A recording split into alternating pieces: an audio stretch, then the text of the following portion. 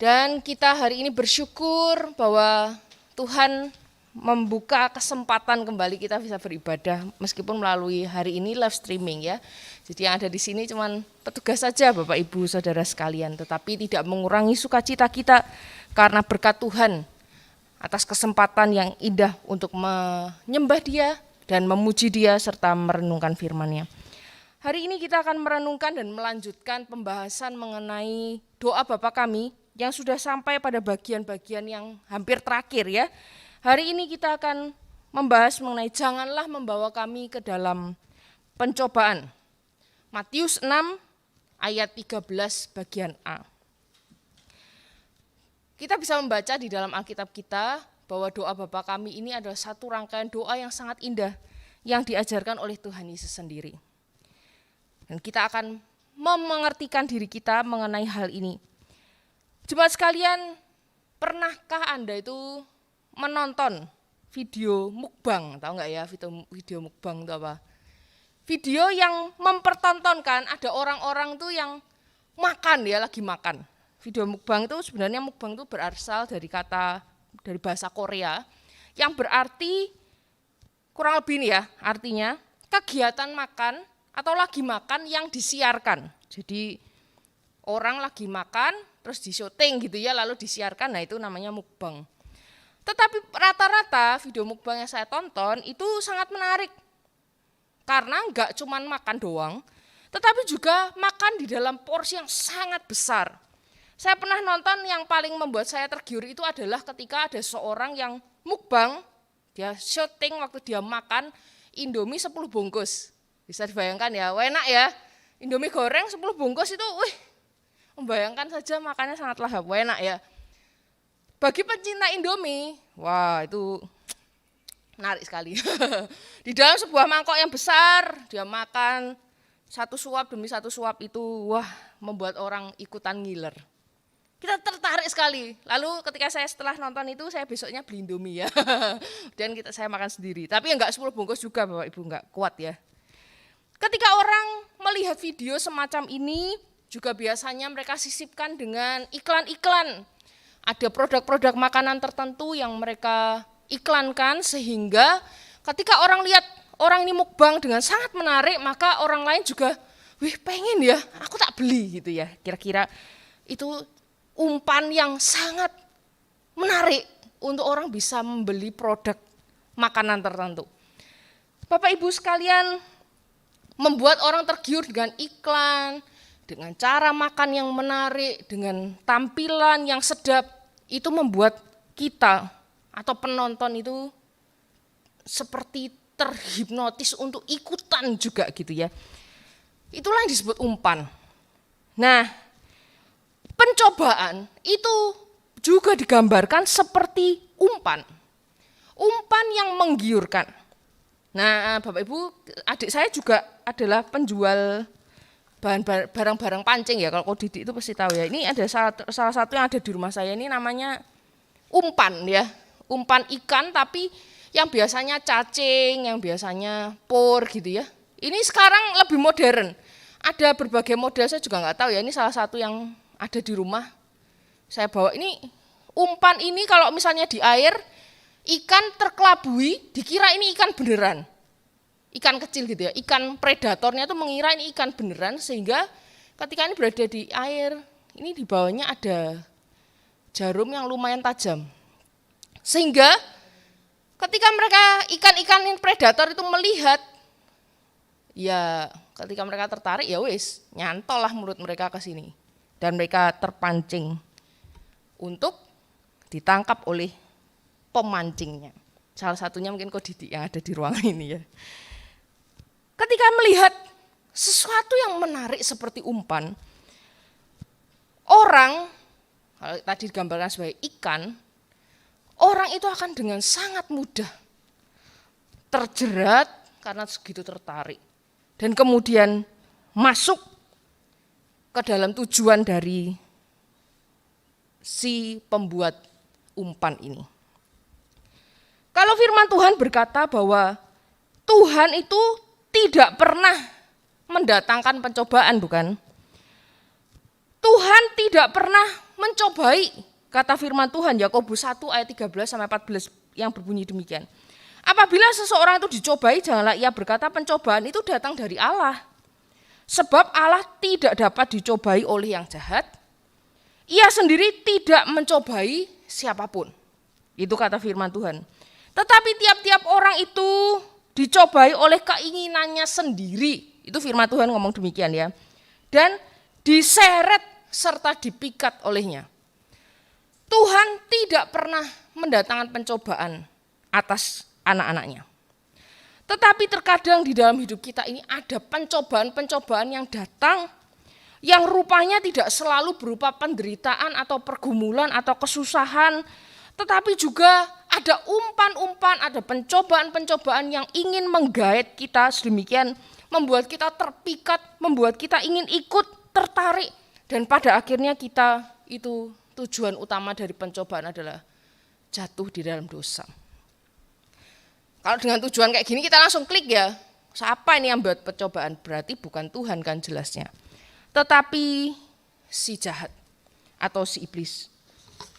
Jemaat sekalian, ketika kita sadar bahwa bukan Tuhan ya yang mendatangkan pencobaan terhadap umatnya, tetapi si jahat. Ayat firman Tuhan yang berkata, jauhkanlah kami dari pencobaan, atau jangan membawa kami ke dalam pencobaan. Ini berarti sebetulnya ada dua, bisa terbagi menjadi dua. Satu seperti yang tadi, bahwa pencobaan itu datangnya dari si jahat yang bertujuan sengaja untuk menjatuhkan kita, membuat kita berdosa. Tetapi di satu arti yang lain, tergantung konteksnya di dalam Alkitab, kata yang sama ini juga bisa berarti menguji. Kalau ujian itu untuk mendatangkan kebaikan. Kalau kita ulangan di kelas, kayak Isra itu guru di sekolahan, kalau misalnya ngasih ujian, tentu bukan untuk membuat murid-muridnya dapat nilai 0 atau di bawah 5 kan. Justru untuk menguji seseorang dengan maksud yang baik, sehingga orang itu bisa naik kelas. Biasanya kita mengerti akan hal itu. Menguji di sini juga berarti bukan untuk membawa seseorang di dalam situasi yang sulit, lalu membuat orang itu akhirnya terjatuh. Melainkan untuk memurnikan iman seseorang. Jadi ada dua ya, ada dua arti yang berbeda dari satu kata yang sama tergantung konteks yang dipakai pada saat itu. Misalnya ketika Tuhan Yesus ya, di Matius pasal yang keempat itu berhadapan dengan iblis, itu Tuhan Yesus sedang dicobai. Dengan maksud dan tujuan, iblis itu mau supaya Tuhan Yesus ngikuti apa yang menjadi dia mau. Maksudnya si iblis demikian, tetapi iblis lupa ya. Iblis itu lupa siapakah Yesus sebenarnya. Tuhan Yesus tentu tidak pernah akan jatuh di dalam dosa. Jemaat sekalian, sekali lagi, pencobaan yang bermaksud untuk menjatuhkan kita ke dalam dosa, itu datangnya bukan dari Tuhan. Datangnya bukan dari Allah yang baik, Bapa kita yang mengasihi kita. Sebab dia tidak akan pernah mencobai kita, supaya kita jatuh. Tetapi dia mengizinkan kadang-kadang pencobaan yang menggocok hidup kita itu, supaya kita bisa diuji. Iman kita menjadi lebih murni, dan iman kita lebih teguh lagi. Itulah tujuan dari Tuhan mengizinkan pencobaan yang akhirnya menjadi ujian iman bagi setiap kita. Kalau kita ingat di Perjanjian Lama, ada seorang tokoh bernama Abraham. Ingat ya, dia suatu hari punya anak namanya Ishak yang sudah ditunggu begitu lama. Dia mempunyai satu orang anak, cuma satu, ini yang sangat disayanginya. Tapi suatu hari Tuhan memerintahkan supaya Ishak itu dipersembahkan sebagai korban bakaran. Kalau misalnya punya anak semata wayang, lalu sangat disayang, sudah tunggu begitu lama, disuruh mengorbankan, itu Abraham dengan rela, Bapak Ibu sekalian, dengan rela dia mempersembahkan kepada Tuhan, membawanya dengan rela. Tetapi pada akhirnya Tuhan kasih tahu, Tuhan hanya ingin menguji imannya, supaya Abraham itu mengingat bagaimana Tuhan menyertai dan mengasihinya. Melalui pengalaman Abraham, kita melihat juga bahwa apa yang Tuhan ujikan terhadap kita tidak ada maksud buruk, tidak ada maksud jelek, tidak ada maksud untuk mencelakakan kita, tetapi membawa kebaikan bagi kita. Demikian juga seorang tokoh di dalam perjanjian lama juga, Ayub namanya. Kita juga tahu dia itu orang yang kalau dibaca di dalam Alkitab, orang yang paling menderita, gimana enggak. Dia kehilangan segala sesuatu di dalam hidupnya. Itu karena kerjaan si iblis. Iblis itu berkata pada Tuhan, ini kalau umatmu ini namanya Ayub ini, kalau misalnya semua daripadanya tak ambil, gitu ya, kira-kira iblis itu ngomong gitu, pasti dia akan meninggalkan engkau, dia pasti akan mengutuki engkau. Tapi Tuhan berkata enggak, coba aja, gitu ya. Tuhan mengizinkan itu terjadi dalam hidup Ayub. Betul Bapak Ibu sekalian. Tuhan mengenal hati Ayub. Tuhan tahu betul bahwa Ayub mau diapakan sekalipun, dia akan tetap menjadi orang yang lurus hatinya dan saleh di hadapan Tuhan. Ayub kehilangan harta benda. Dia kehilangan ke-10 putra-putrinya. Dia kehilangan juga kesehatannya. Tetapi toh Ayub pada akhirnya dia berkata, Ayub 23 ayat 10 berkata demikian. Karena ia tahu jalan hidupku, seandainya ia menguji aku akan timbul seperti emas. Ayub sadar bahwa apa yang Tuhan lakukan dan Tuhan izinkan di dalam hidupnya. Meskipun itu melalui iblis yang bermaksud jahat, tetapi Tuhan itu bermaksud yang baik. Tuhan menguji imannya dan bahkan dia sadar kalau aku bertahan, tahan uji, aku akan timbul seperti emas yang murni. Jemaat sekalian, Ayub didapati teruji sebagai pribadi yang berhati lulus gitu ya.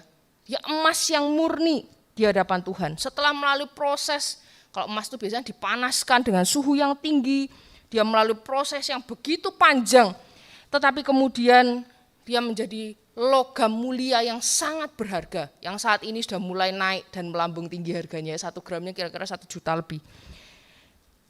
Pribadi yang seperti inilah yang Tuhan harapkan ketika kita umat Tuhan melalui setiap pencobaan.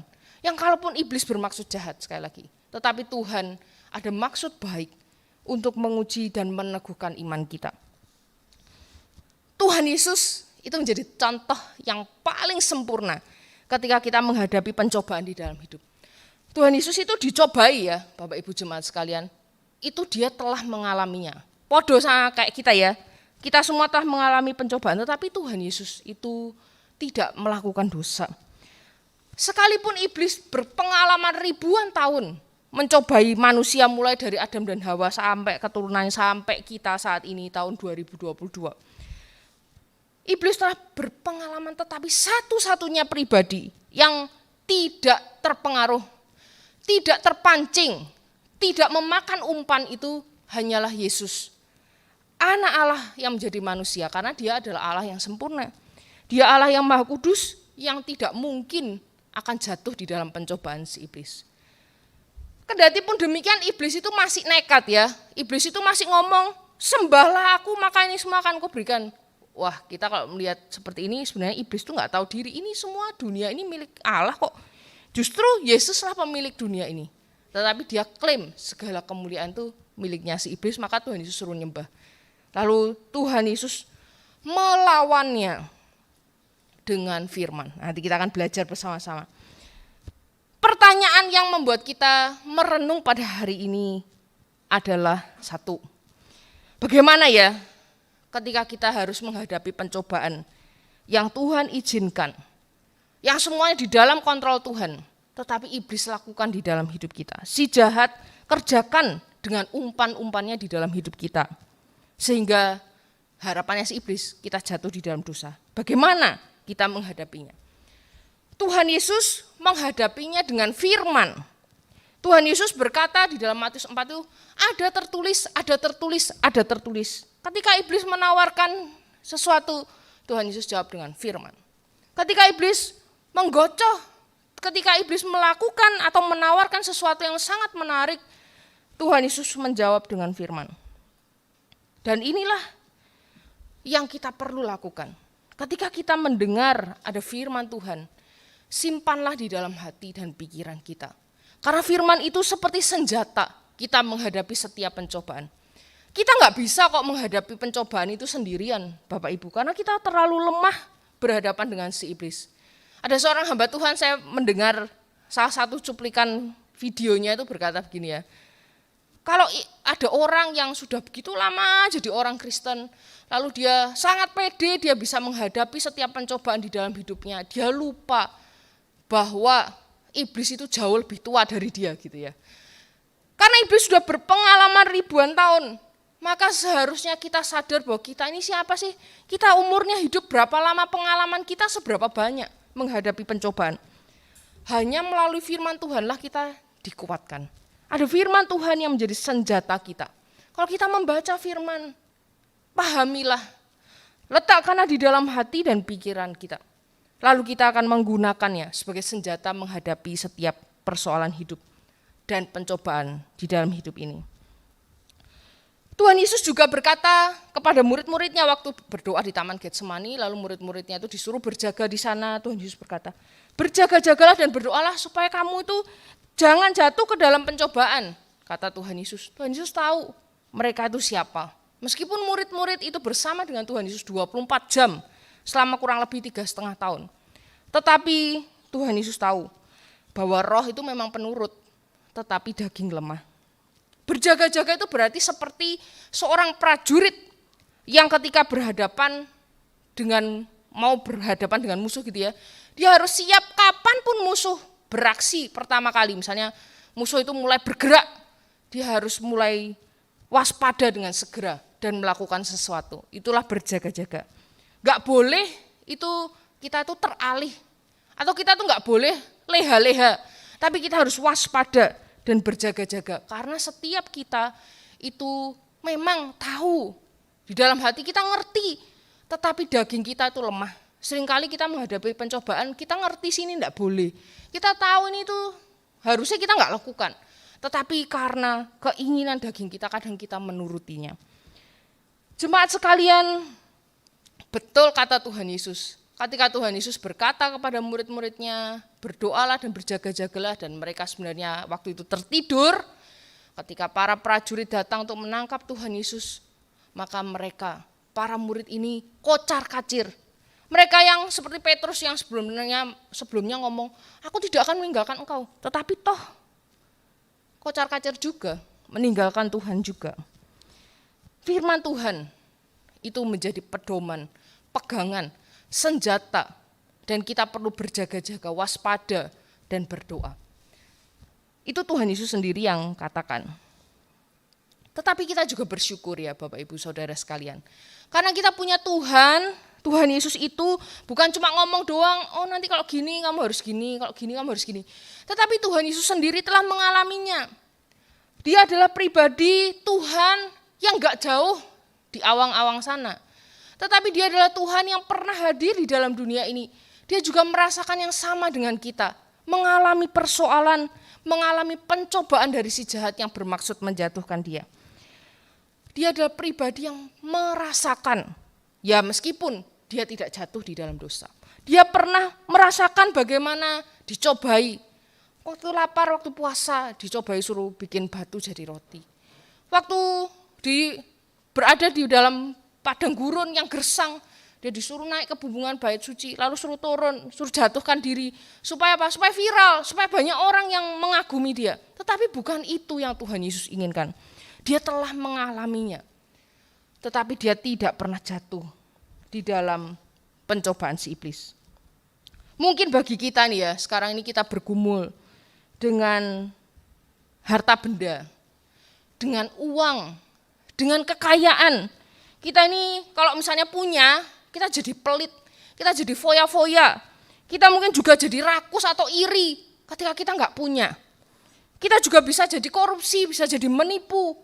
Kalau ini sekarang ini lagi viral ya, banyak orang-orang yang kaya ternyata dari hasil menipu banyak orang. Bisa jadi kita sedang bergumul dengan keinginan untuk dihargai, untuk dihormati. Ketika kita merasa tidak dihargai, tidak dihormati, kita sakit hati. Kita itu menjadi orang yang dendam, membenci pada akhirnya. Ada marah juga mungkin di dalam hati kita. Bagaimana kita bergumul dengan kesetiaan, baik terhadap mungkin pasangan, loyalitas terhadap pekerjaan, kesetiaan terhadap atau di dalam pelayanan. Mungkin kita ingin berbuat curang, mungkin kita ingin berbuat tidak setia. Mungkin ada keinginan di dalam hati untuk berbohong, untuk melakukan hal yang jahat yang kita tahu itu tidak patut. Kita mungkin juga bergumul dengan sakit penyakit yang kadang-kadang membuat kita putus asa. Kita jadi kecewa. Kita jadi ingin, kalau nggak ada jalan keluar biasanya kalau nggak bisa nyalahin siapa-siapa, nyalahin siapa? Nyalahan Tuhan. Kadang-kadang hal itu pencobaan-pencobaan yang kita alami, pergumulan-pergumulan yang kita alami yang baik, yang kelihatannya positif seperti kekayaan yang kita punya, segala kehormatan yang kita punya. Atau sebaliknya yang negatif seperti sakit penyakit yang kita punya. Itu menjadi sesuatu yang membuat kita mudah jatuh. Menjadi pencobaan yang bisa membawa kita ke dalam dosa. Tetapi Tuhan ingin bahwa semua yang kita alami ini ketika kita bersandar kepadanya, ketika kita tahu kepada siapa kita harus berlari, yaitu kepada pribadi yang pernah merasakan pencobaan tetapi yang tidak pernah jatuh ke dalamnya. Kepada dialah kita bisa bersandar. Setiap orang tuh punya dark side, Bapak Ibu. Dark side itu sisi gelap yang orang lain mungkin gak tahu. Tetapi hanya kita dengan Tuhan yang tahu. Ketika kita ada dark side, kita mungkin malu menunjukkannya kepada orang lain. Tetapi di dalam pencobaan-pencobaan, baik yang kelihatan maupun di sisi dark side yang kita punya, marilah kita bersandar kepada Yesus. Allah yang menjadi manusia, yang telah menjadi imam besar kita, yang telah turut merasakan penderitaan kita, merasakan kelemahan-kelemahan kita, tetapi dia tidak pernah berbuat dosa. Kalau kita secara daging, kita kadang-kadang jatuh ya, kadang-kadang kita lemah, tapi secara rohani sebenarnya kita tahu apa yang Tuhan mau. Oleh karena itu, mari kita bersyukur juga punya Allah seperti dia, punya imam besar agung yang mana kita bisa sandar kepadanya, kita bisa belajar daripadanya, kita bisa ikuti firman-Nya yang menjadi senjata bagi kita. Niscaya, pasti kita ini tidak akan terseret di dalam umpan-umpan si jahat, sehingga kita bisa berjalan di dalam kehendak dan keinginan Tuhan. Yang kedua, pertanyaan itu bagaimana kita menghadapi pencobaan ketika kita itu sadar bahwa pencobaan yang iblis lakukan itu mau Tuhan pakai untuk menguji iman kita, untuk membawa kebaikan bagi kita. Seperti Roma 8 ayat 28 mengatakan bahwa kita tahu sekarang bahwa segala sesuatu bekerja, Allah turut bekerja di dalam segala sesuatu untuk mendatangkan kebaikan bagi mereka yang mengasihi Dia. Ujian itu membawa kebaikan. Ujian yang Tuhan berikan, ujian yang Tuhan nyatakan di dalam hidup kita itu membawa kebaikan bagi setiap kita. Bahkan Yakobus itu ngomong gini ya, saudara-saudaraku, anggaplah sebagai suatu kebahagiaan apabila kamu jatuh ke dalam berbagai-bagai pencobaan. Anggaplah sebagai suatu kebahagiaan, anggaplah sebagai suatu berkat bahwa pencobaan itu datang di dalam hidup. Sebab kamu tahu bahwa ujian terhadap imanmu itu menghasilkan ketekunan. Dan seterusnya, ayat firman Tuhan ini berkata, terus ayat 12-nya berkata gini, berbahagialah orang yang bertahan di dalam pencobaan, sebab apabila ia sudah tahan uji, ia akan menerima mahkota kehidupan yang dijanjikan Allah kepada barang siapa yang mengasihi Dia. Lihat, Yakobus mengingatkan kita, supaya kita ini memandang pencobaan yang hadir di dalam hidup kita. Bukan sebagai umpan yang kita bisa dengan mudah terpikat. Tetapi kita mau bertahan, sebab itu adalah ujian yang membuat kita harus bertahan di dalam iman, kita makin teguh di dalam kebaikan Tuhan. Sebab Tuhan tidak akan meninggalkan kita kok. Tuhan itu enggak pernah melakukan yang jahat di dalam hidup kita umatnya. Kalau kita tahan uji, kita adalah murni seperti emas dan kita akan beroleh mahkota kehidupan yang Tuhan janjikan. Sekali lagi, Yakobus mengingatkan jemaat pada waktu itu supaya menerima pencobaan dengan penuh syukur karena itu berkat Tuhan. Karena itu suatu kebahagiaan yang bisa kita terima dengan penuh syukur. Bukan berarti kalau kita mengalami susah terus kita senang gitu, bukan ya. Senang sama bersyukur agak beda. Kalau bersyukur tuh harus ada terus di dalam hidup kita apapun yang terjadi. Tapi senang tuh ya kalau hal yang memang positif kita merasa senang. Bahkan di tengah kesedihan kita bisa merasakan syukur. Oh Tuhan, Engkau masih menyertai hidup saya. 1 Petrus pasal 1 ayat 6 dan 7 itu ngomong gini. Bergembiralah karena hal itu sekalipun sekarang seketika kamu harus berduka cita oleh berbagai-bagai pencobaan. Maksud semuanya itu ialah untuk membuktikan kemurnian imanmu. Semuanya itu bermaksud untuk memperlihatkan kemurnian imanmu seperti Ayub tadi. Supaya yang jauh lebih tinggi nilainya daripada emas yang fana. Jadi iman kita yang murni itu jauh lebih tinggi nilainya daripada emas yang fana. Yang diuji kemurniannya dengan api. Itu kita melihat bagaimana Tuhan menghargai orang yang telah melewati pencobaan-pencobaan di dalam hidup. Menghadapi pencobaan di dalam hidup sebagai ujian iman. Dengan berjaga-jaga berdoa, mengingat segala firman-Nya. Tapi kita sadar, dengan itu semua kita sadar, tanpa Tuhan kita nggak bisa menghadapi itu semua. Tanpa Tuhan kita sadar kita begitu lemah berhadapan dengan pribadi si jahat yang telah berpengalaman bertahun-tahun sepanjang dia sejarah itu mulai Adam dan Hawa sampai hari ini. Dia telah berpengalaman dengan berbagai ketertarikan manusia. Tetapi kita sadar juga bahwa di dalam Tuhan kita punya sandaran yang kuat. Di dalam Tuhan kita bisa bersandar, kita bisa berharap, kita bisa berdoa supaya Tuhan jangan membawa kami ke dalam pencobaan. Janganlah membawa kami ke dalam pencobaan, kalau misalnya kita bisa teruskan gitu ya. Janganlah membawa kami ke dalam pencobaan yang membuat kami itu jatuh di dalam dosa. Janganlah membuat kami jatuh di dalam dosa. Oleh karena itu berpeganglah kepada Tuhan. Supaya pencobaan sehari-hari yang kita alami, bahkan pencobaan di masa yang akan datang, kita akan tetap teguh, tetap kuat. Dan biarlah doa, janganlah membawa kami ke dalam pencobaan. Itu menjadi doa sehari-hari kita. Yang mengingatkan kita terus di dalam hidup ini, tanpa Tuhan, kita adalah pribadi yang lemah, yang mudah jatuh di dalam umpan si jahat, yang membuat kita juga jatuh di dalam dosa. Saya akan menutup dengan satu ayat firman Tuhan yang berkata, 1 Korintus 10 ayat 13. Pencobaan-pencobaan yang kamu alami ialah pencobaan-pencobaan biasa, yang tidak melebihi kekuatan manusia. Sebab Allah setia, dan karena itu Ia tidak akan membiarkan kamu dicobai melampaui kekuatanmu. Pada waktu kamu dicobai, Ia akan memberikan kepadamu jalan keluar, sehingga kamu dapat menanggungnya. Inilah janji firman Tuhan ketika kita mengalami pencobaan. Dia tahu kita bisa menanggungnya, bukan sendiri ya, bersama Dia, sebab Dia akan memberikan kepada kita jalan keluar dan kekuatan untuk kita bisa menanggungnya bersama dengan Tuhan. Kiranya Tuhan menolong kita semua untuk mengerti akan bagian ini dan kita makin kuat dan teguh di dalam iman kita. Marilah kita berdoa.